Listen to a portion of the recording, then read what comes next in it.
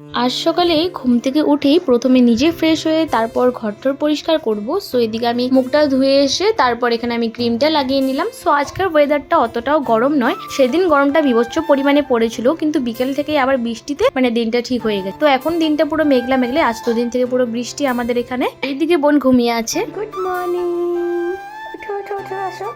এদিকে বোনকে ডেকে তুলে নিলাম, যেহেতু অনেকটাই বেলা হয়ে গেছে উঠতে উঠতে, এখন বাজে প্রায় 9:30 মতো। তোমরা হয়তো ভাবতে পারো বোন আমাদের বেডে কেন, বোন কিন্তু আমাদের সাথেই ঘুমায় এখন থেকে না, বেশ ভালোই কয়েকদিন থেকে, মাসখানেক হয়েছে, 2-3 মাস। বোনকে মার কাছে দিয়ে এসে এখন আমি আমার বিছানাটা পরিষ্কার করে নেব।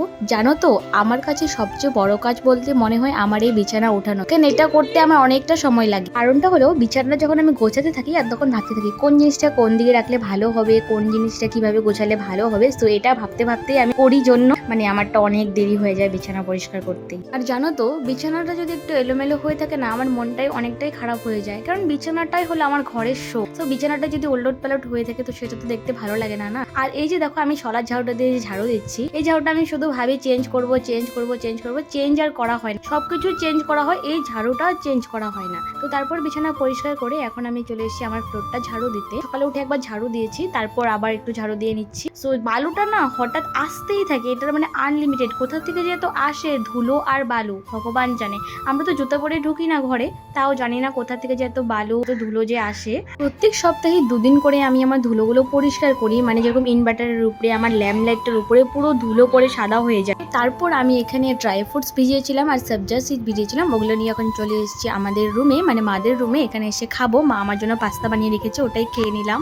তারপর চলে এসেছি একটু পড়াশোনা করতে, যেহেতু এক্সাম সামনে, তো সেই জন্য বসে গেছিলাম বই নিয়ে। তো ওইদিকে দেখো বোনু কি নাচা ধরিয়েছে একদম।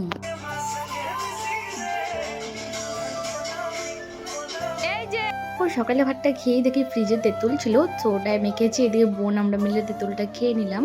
সো তারপর দেখি কি আকাশটা একটু মেঘলা মেঘলা করেই আছে, হয়তো বৃষ্টি নামবে। কথা বলে আমি স্নানে যাওয়ার সময় দেখি এইদিকে আবার রোদ্র উঠে গেছে। তারপর মা বললো যে বিছে হয়েছে, যেহেতু ফুল গাছগুলোতে সব গাছগুলো নষ্ট করে ফেলছে, তুই একটু ওষুধটা দিয়ে। তো তারপর আমি স্প্রে বোতলটার পাইনি খুঁজে, কোথায় বা রেখেছি। তারপর আমি একটা নিজে বুদ্ধি খাটিয়েছি, বোতলের মধ্যে ওষুধটা ভরে তারপর বোতলটাকে ফুটো করে দিয়েছি, ওটা দিয়ে আমি ওষুধগুলো দিচ্ছি। সো ওগুলো দিয়ে এখন চলেছি স্নান করতে। সো স্নান করে এসেই দেখি এদিকে বেশ মেঘলা করেছে, এখন বৃষ্টিটা নামবে। তো বলতে না বলতে এদিকে দেখো পুরো একদম মুষলধারে বৃষ্টি নেমে গেছে। তো এদিকে তো আমার বোন স্কুল থেকে এসে পুরো নাচানাচি শুরু করে দিয়েছে এই বৃষ্টি দেখে, আর ও লিটারেলি ভিজে ভিজে স্নান করছে। তখন আমি ভাবছি আমি কেন একটু আগে স্নান করে ফেললাম, যদি না করতাম এখন আমিও ভিজে ভিজে স্নান করতে পারতাম।